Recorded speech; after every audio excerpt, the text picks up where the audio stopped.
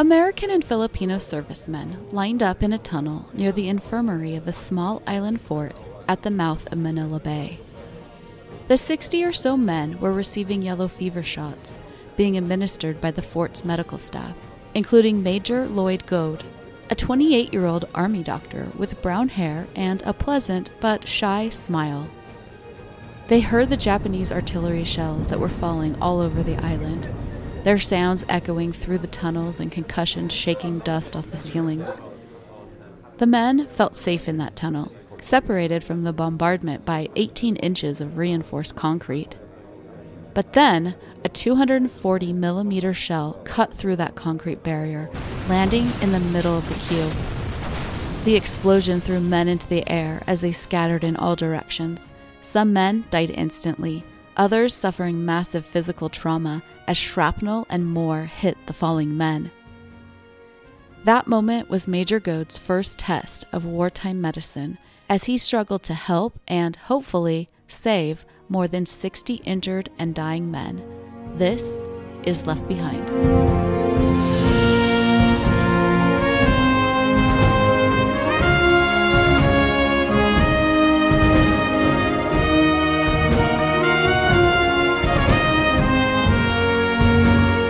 Welcome to Left Behind, where I share stories of individuals left behind when the U.S. surrendered the Philippines in the early days of World War II.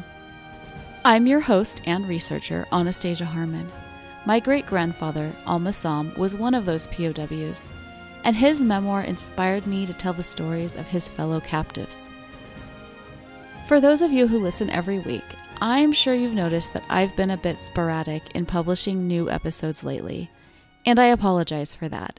I was quite sick for the last 2 weeks of March, and then I was on vacation in Texas to see the total eclipse for the first 2 weeks of April. So I fell a bit behind. And I have a great lineup of episodes scheduled for the next month and a half that I think you're going to absolutely love. Starting with today's episode, which tells the story of two men who served on and then were captured on a small island in Manila Bay. Their story offers a unique glimpse into the war on small island outposts in the Philippines and away from the hotspots of Corregidor and Bataan. So let's jump in.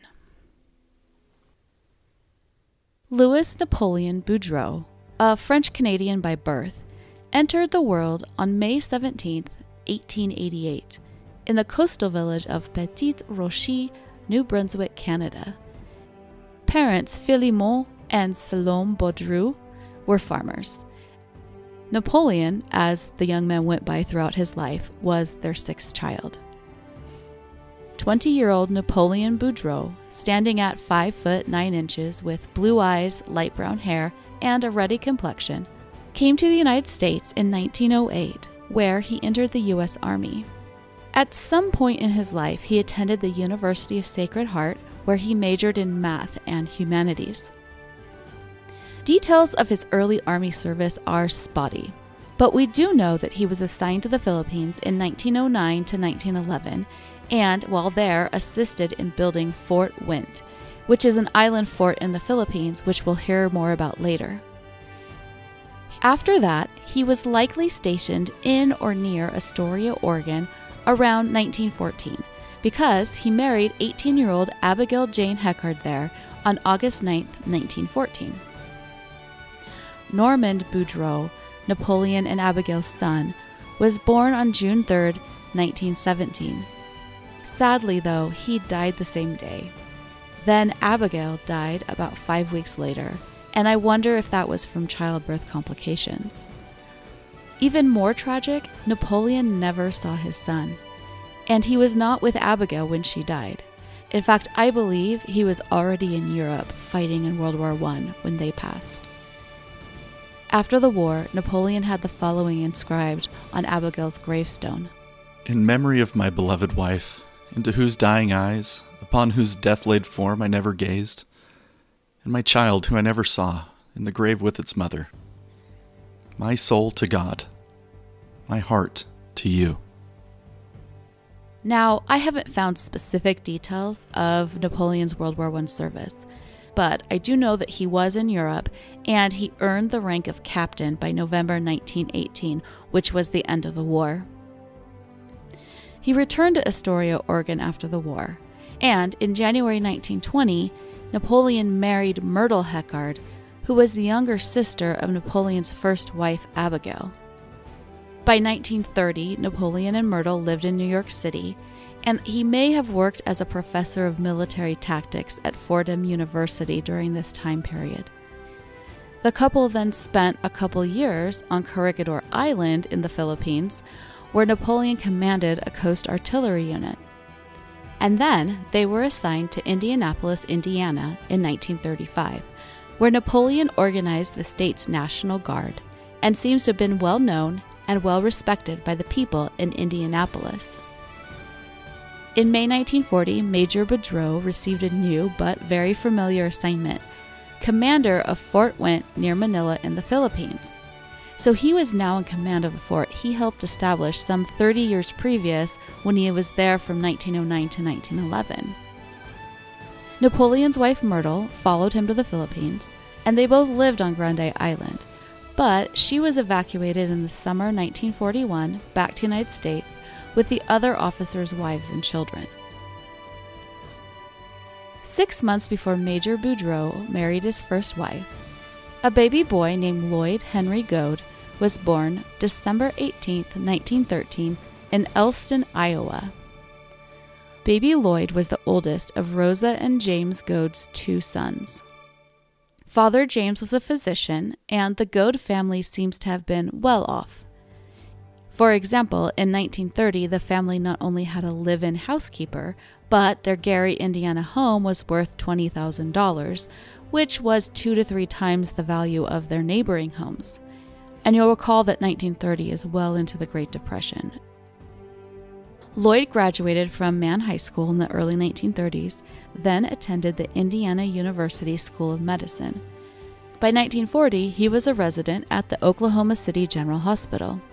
But Army service came calling, and in February 1941, he joined the U.S. Army and soon found himself at the U.S. military's Sternberg General Hospital in Manila. Japanese airstrikes hit the Navy Yard and the Army airfields near Manila starting on December 10, 1941. Wounded sailors and soldiers poured into Sternberg General Hospital, where Major Lloyd Goad of the U.S. Army Medical Corps would have been focused on shrapnel wounds and burns from the airfield explosions, bullet wounds from aircraft strafing, and even more horrific situations. It was probably the first time he'd encountered the wounds and devastation of war. But Major Goad's fight was to save his patients, the servicemen sacrificing themselves in these first days of World War II. Helping him were U.S. Army and Navy nurses, including Rosemary Hogan, whose story I covered in episode 40. As December progressed, the city around him was under attack, as Japanese invasion forces moved ever closer to Manila. Airstrikes, bombings, strafing. They all became commonplace in Manila as Christmas 1941 neared. The Japanese infantry was swiftly approaching the capital city. Then, the U.S. ordered all military personnel, medical staff included, to retreat from Manila. Thus, Major Goad likely found himself among the medical caravan of doctors, nurses, patients, and other staff making their way from Manila to the Bataan Peninsula in the days after Christmas 1941. While Major Goad was fighting to save lives in Manila, Colonel Napoleon Boudreau was fighting to defend Fort Went. Fort Went sat on Grande Island in the Philippines' Subic Bay. It protected Subic Bay's entrance with heavy coastal artillery that could reach the Bataan Peninsula, making the island fort an important and strategic defense position. During the years leading up to World War II, Fort Went was a coastal artillery training ground. In November 1941, so several weeks before the Pearl Harbor attack, Colonel Boudreau oversaw daily coastal artillery and anti-aircraft practice sessions at Fort Went. Because the coastal artillery at Fort Went could reach land targets on Bataan Peninsula, that artillery would have been useful to slow down Japanese ground troop progress down the peninsula. But that didn't happen. As I explained in more detail in episode 34 about Chet Britt, who was also stationed at Fort Went, Colonel Boudreau received orders to withdraw from the island fort during the same time that the rest of the Allied forces were withdrawing to Bataan. And that was a strategic error. Abandoning Fort Went handed the Japanese an important defense point, and it gave up heavy artillery that could have assisted the Bataan defense effort. It was an unfortunate blunder. And after the war, no one seemed to know who ordered Fort Went's evacuation. Some historians suspect that someone at headquarters mistakenly assumed that Fort Went personnel should retreat too, since the fort was north of the Bataan retreat line. But regardless of who ordered it, evacuate to Bataan the Fort Went men did. However, Colonel Boudreau wouldn't find himself on the peninsula for very long. No, very soon he'd be in command of another island sentry. Sitting atop the sheer 100-foot cliffs of Carabao Island, Fort Frank was one of 4 island fortresses, including Corregidor's Fort Mills, that guarded the entrance to Manila Bay at the outbreak of World War II. Collectively, these 4 islands were known as the harbor defenses. Besides Fort Frank and Corregidor, the other 2 harbor defense forts were Fort Hughes, which was relatively close to Corregidor's tail end. Its artillery guns could reach Corregidor, and the men and artillery stationed there helped defend the island from invasion on May 6, 1942. It's also the island that Captain John Morrill and his crew set out from when they escaped Manila Bay in the open-air diesel boat, which I covered in episode 48. The other island was Fort Drum, which was nicknamed the Concrete Battleship. In the 1910s, the small boulder-shaped rocky island was leveled by the U.S. Army Corps of Engineers, and a reinforced concrete battleship-shaped fort was built on top of it. I've put before and after pictures of this fort on the website, and you can find the link in the show description. It's strange looking. Fort Frank was situated nearly 10 miles south of Corregidor at the mouth of Manila Bay on the solid rock Carabao Island, which was situated just 500 yards off the Luzon coast. Luzon, as you probably know, is the Philippines' largest island and home to Manila and Bataan. Most of Carabao Island sits 100 feet above sea level on solid rock, which shoots up from the water in steep cliffs, except for in one very small area. Colonel Boudreau was in command of Fort Frank by early January 1942, and Major Lloyd Goad was part of the medical team on the island. From January through April 1942, Japanese forces laid siege to Fort Frank and the other harbor defense forts/islands. Fort Frank was mainly equipped with armor-piercing artillery to attack incoming ships. Although it had some anti-aircraft weapons, the island fort remained quite vulnerable to air attack. Fort Frank, however, wasn't a main target. Once Bataan fell, the majority of air attacks were aimed at Corregidor.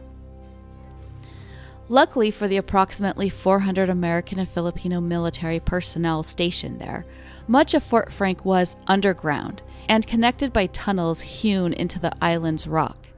So the 4-month siege from January to May 1942 saw little loss of life. However, diseases, malaria, dysentery, yellow fever, were likely the biggest health problems at Fort Frank during Goad's time in the infirmary there. In fact, diseases were the cause of most of the fort's casualties during the 4-month siege. By early February 1942, Japanese forces had moved heavy artillery into Luzon Island's Cavite province, which coastline was very close to the harbor defense islands.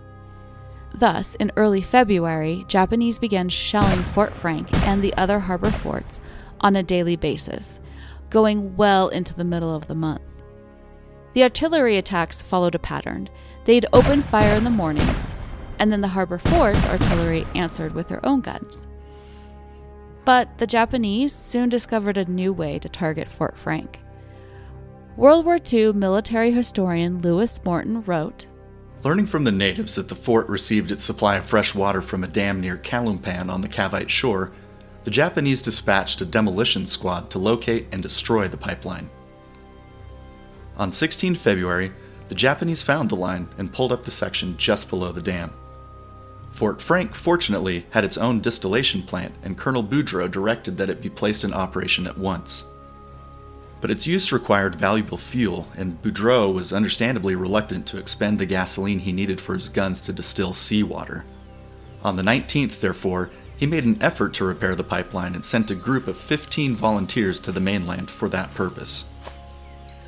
Before the men could restore the line, they were attacked by a Japanese patrol of about 30 men. In the fight that followed, the Americans and Filipinos, with the support of 75mm guns from Fort Frank, destroyed the entire patrol, suffering only one casualty. The 15 men then returned to Fort Frank safely, but without having accomplished their mission. That night, the Japanese retaliated by burning the barrio of Calumpan.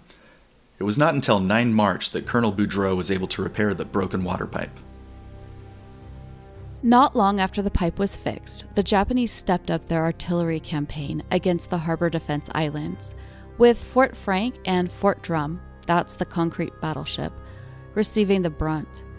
At 7:30 on the morning of March 15, 1942, 240mm howitzers opened fire on Fort Frank. The bombardment continued until afternoon, with 500 shells falling on Fort Frank that day, all but destroying 3 artillery batteries. American efforts to neutralize the shelling were unsuccessful. And that intense shelling lasted for more than 6 days, with the heaviest bombardment coming on the 16th and the 21st. On March 16th, a 240mm shell penetrated through 18 inches of concrete near one of Fort Frank's batteries. It went under a 6-foot concrete wall and then exploded in the powder room. That explosion destroyed the room, upturning 60 cans of mortar powder. Somehow, none of those cans exploded. 5 days later, on Saturday morning, March 21st, 1942, Fort Frank servicemen queued in a tunnel near the infirmary to get yellow fever shots. A 240mm Japanese shell penetrated the tunnel's 18-inch thick concrete roof, landing right where the soldiers waited. 28 men died and another 46 were wounded, and that was the greatest number of casualties that Fort Frank suffered during the war. As a medical officer, Major Goad would have been intensely involved with assisting the wounded and dying men. Fearing a Japanese ground invasion of the island, Colonel Boudreau doubled the island's beach defenses. But that attack never came. However, Japanese General Homa had planned to capture the fort, but canceled that invasion to assemble more units on Bataan for the final assault on the peninsula, which began in early April. After Bataan Peninsula fell on April 9, 1942, Japan turned their air bombardment focus to Fort Frank and the other 3 island fortresses defending Manila Bay, which were the only remaining Allied strongholds near Manila. But, as you know, Allied defenses of those islands lasted only a few weeks. On May 6, 1942, Japanese troops invaded Corregidor, the largest of the defense islands, and America surrendered all of the Philippines to Japan. I describe details of this invasion in episode 44. Before the surrender, Colonel Boudreau oversaw destruction of Fort Frank's artillery and other weapons so that the Japanese could not use them. A newspaper later reported, "The surrender news came by coded radiogram from General Wainwright," Colonel Boudreau said, and firing ceased.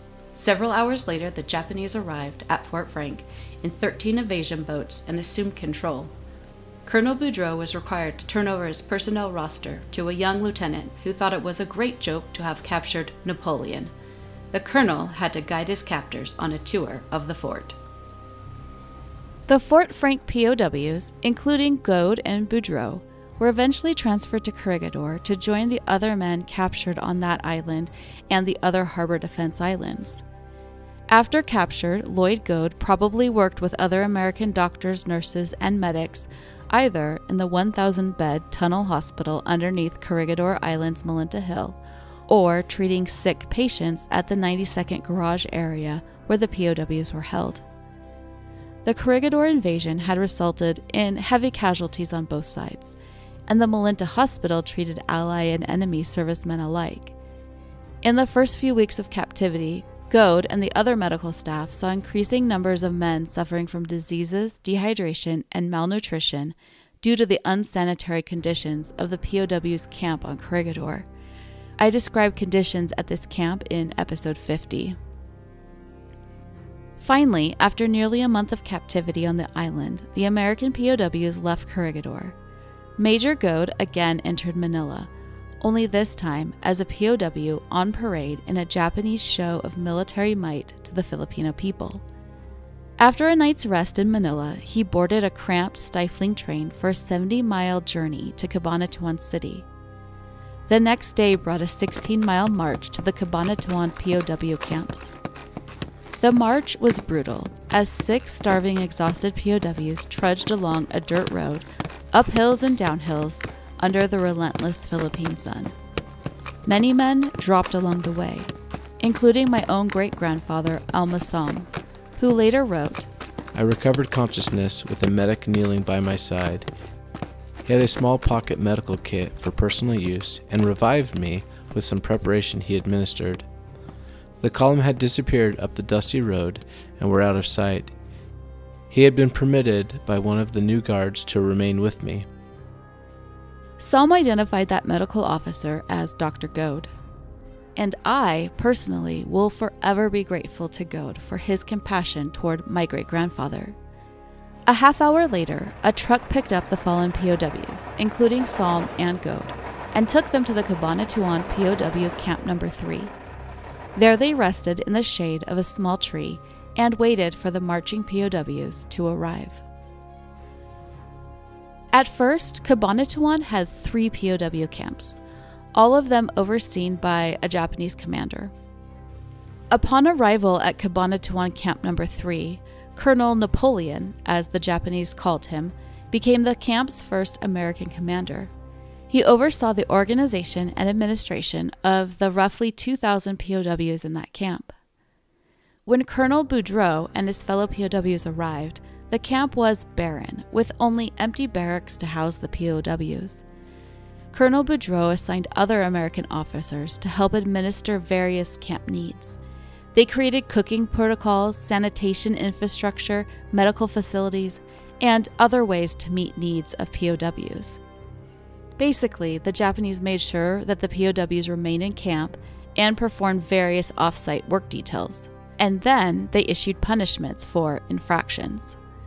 The American camp commander made sure the POWs had somewhat livable circumstances. But, despite Colonel Boudreau's work to improve camp conditions, summer 1942 was very difficult. Major Lloyd Goad and the other camp medical personnel established a camp hospital, but they faced a daunting task at Cabanatuan, stemming the tide of disease and malnutrition that plagued the camp's occupants. With insufficient drinking water, disease-carrying insects, and horrifically insanitary latrines, conditions were ripe for serious health problems. Then, the Bataan Death March survivors arrived, and Goad and the other Corregidor POWs realized just how lucky they themselves had been. One of the camp medical directors described, "Along the road came a ragged formation of dirty, unkempt, unshaven, half-naked forms, pale, bloated, lifeless. Limbs grotesquely swollen to double their normal size. Bare feet on the stony road, some stark naked, bloodshot eyes and cracked lips, smeared with excreta from their bowels." 1,287 American POWs died at the 3 Cabanatuan POW camps during June and July 1942, the camp's first 2 months of operation. The camp hospital's first death-free day wouldn't come until December, and Major Goad was in the middle of it all. My great-grandfather described Colonel Napoleon Boudreau as an amiable commander and a fine, understanding officer, but the colonel's command of Camp No. 3 lasted only 3 months. In August 1942, Camp Number 3 closed, and the POWs, including Major Goad and my great-grandfather, were transferred to Cabanatuan Camp Number 1, about 10 miles away. But the Japanese had different plans for Colonel Napoleon. They sent him to Cabanatuan POW Camp in Formosa, which is present-day Taiwan. This camp was an officers' camp. Japan had a theory: separate Allied high-ranking officer POWs from the lower-ranking men, so that the lower-ranking POWs would be easier for the Japanese to control. With Colonel Boudreau at this camp were General Jonathan Wainwright, who took over command of Allied forces in the Philippines when MacArthur was evacuated to Australia, and General Edward King, who surrendered Bataan. I told King's story in episode 24. Cabanatuan POW Camp also imprisoned governors and other officials from countries that Japan had conquered. As senior officers, the POWs were by and large older men. Colonel Boudreau was 54 when he arrived. General Wainwright was 59. The Japanese humiliated, beat, and worked these older men hard at the camp's farm, where they herded goats and grew food that would then be confiscated by the Japanese guards. Food and medical supplies were withheld. One imprisoned officer stated, "The food was very bad, and the treatment worse." Conditions at the VIP camp were so bad that when the Red Cross requested to visit the officers' camp, some 100 POWs were temporarily relocated to a different camp for the Red Cross visit. Of course, those men returned to Cabanatuan after the visit. Colonel Boudreau reported that only a few Red Cross packages were delivered to the prisoners, and almost all packages from home had been looted. He heard from Mrs. Boudreau but twice in 3 years. She received only a few stereotyped cards. Mrs. Myrtle Boudreau received the first of those letters in August 1943, more than 2 years after her husband was taken prisoner. In that letter, he said, "I am interned in Taiwan. My health is excellent. I'm working in the garden for exercise. My love to you, Napoleon Boudreau, February 20, 1943. If you notice the 2 dates, it took 6 months for those few short lines to arrive home. At some point, Colonel Boudreau was moved to another officer camp in present-day Taiwan, where he spent a year doing hard labor. In spring 1945, he was again moved, this time to the Houghton POW Camp, which was the largest Japanese camp in Manchuria, in present-day China. The camp was in an industrial area near Mukden City. Arriving at the same time was Chet Britt, who, at the start of the war, had served under Colonel Boudreau's command at Fort Went on Grande Island. Work at this camp was lighter than at Boudreau's previous camps, and food, being served 3 times a day, was much better and much more plentiful. In early August 1945, the Russian Red Army invaded Manchuria and arrived at the Houghton camp on August 19th or 20th. A Russian captain entered the camp, saying, "From this moment on, you are free men." That captain then went on to tell the POWs how the Russians had left the Western Front to liberate their American friends. Boudreau later told a newspaper that joy and hilarity reigned over the camp following his announcement, and the Japanese surrendered their arms and ammunition, food, and medical supplies to the conquerors. 50 Japanese guards were marched in front of their former captives, a very docile, apologetic group of men.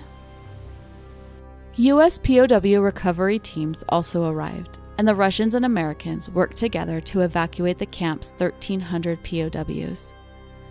Some VIPs and very sick POWs were evacuated by air. Most, however, I believe including Colonel Boudreau, left the Houghton camp by train on September 11th and 12th, 1945. They then boarded Navy ships for Okinawa. En route, they were deloused, got new clothes, and received medical and dental treatment. From Okinawa, the POWs sailed for America. After 40 months as a prisoner of war, 57-year-old Colonel Boudreau weighed just 110 pounds, having lost some 50 pounds during his imprisonment. Nothing has been exaggerated, he told a reporter, regarding the treatment of American prisoners in Japan's POW camps. At some point, medical doctor Major Lloyd Goad was transferred to the Japan mainland. He spent time at the Naoesu POW camp, which was made famous by the book and movie Unbroken, which detailed Olympic sprinter Louis Zamperini's POW experiences. Every day, the malnourished, exhausted Naoesu POWs marched 1 mile each way to slog through work at a local steel mill. But perhaps Major Goad was spared that hard labor, instead working in a medical capacity. By the way, Zamperini was captured after his bomber crashed into the Pacific Ocean in May 1943. Major Goad was later transferred across the island to Omori POW Camp near Tokyo. This camp sat on a small man-made island built by POWs. Interestingly, Louis Zamperini also was a prisoner at this camp, although I don't know if their stays overlapped. Another individual at both the Naoetsu and Omori POW camps was Mutsuhiro Watanabe, a Japanese guard nicknamed the Bird. The Bird was known for brutality. I treated the prisoners strictly, as enemies of Japan, Watanabe later recalled of his wartime actions. Post-war, he was number 23 on General MacArthur's list of top 40 war criminals, although the guard was never captured or punished. 44 years after his release, Goad wrote, "My thoughts were of Watanabe, and what would happen if I ever met him again. Not pleasant thoughts for years to come." American forces liberated Major Goad and his fellow Omori prisoners in September 1945. The now 33-year-old survived 5 months in war zone hospitals and then 40 months as a prisoner of war. A few years ago, I met a World War II medic veteran who told me about working on the boys liberated from Japanese camps. He recalled, still revolted, the awful physical condition these men were in. And Dr. Lloyd Goad treated these kinds of cases, and worse, for some 4 years. It must have been indescribably horrific. Lloyd Goad returned home and married Lois Otto in January 1948. The couple soon moved to Golden, Colorado, where Dr. Goad began practicing medicine. He and Lois raised 3 sons and 1 daughter in Golden, and eventually Lloyd partnered with his son, a third-generation Goad family doctor, before retiring in 1980 after 52 years in private practice. After the war, Dr. Goad remained involved in 2 ex-POW organizations. In 1949, he returned to Japan, where he testified in the war crimes tribunals. 40 years later, in 1989, Dr. Goad wrote a memoir of his POW experiences, which he called A Guest of the Emperor. Dr. Lloyd Henry Goad died on March 19, 2002. He was 88 years old. Today he rests in the Golden Cemetery in Colorado. Myrtle Boudreau lived near San Francisco, California, when her husband, Colonel Napoleon Boudreau, returned from war. And I wish I could tell you that they lived happily ever after, but their reunion didn't last long. In January 1947, only 15 months after returning home, Napoleon married a woman named Catherine Wright in San Francisco. I believe that he and Myrtle had divorced because just a few months after Napoleon married Catherine, a woman who I believe to be Myrtle Boudreau married another man in San Francisco. Colonel Boudreau retired from the U.S. Army in 1948 after 40 years of service. Catherine and Napoleon adopted an infant daughter in the late 1950s, and they lived in Santa Rosa, California throughout the 1960s and into the 70s. 83-year-old Napoleon Boudreau died on October 31st, 1971 in Santa Rosa, and today he rests in the Santa Rosa Memorial Park. Back in May 1942, Major Goad and the other Corregidor POWs were marched through the streets of Manila in a show of Japanese supremacy over America. With them was a young Navy ensign, sick and delirious from malaria, and being cared for, as much as possible, by my great-grandfather. So be sure to hit the follow button, because there will be more on that in the next POW story. This is Left Behind.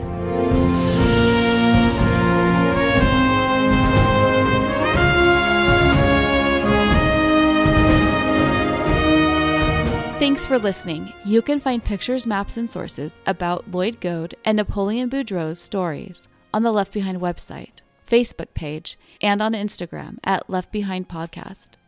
The links are all in the show description.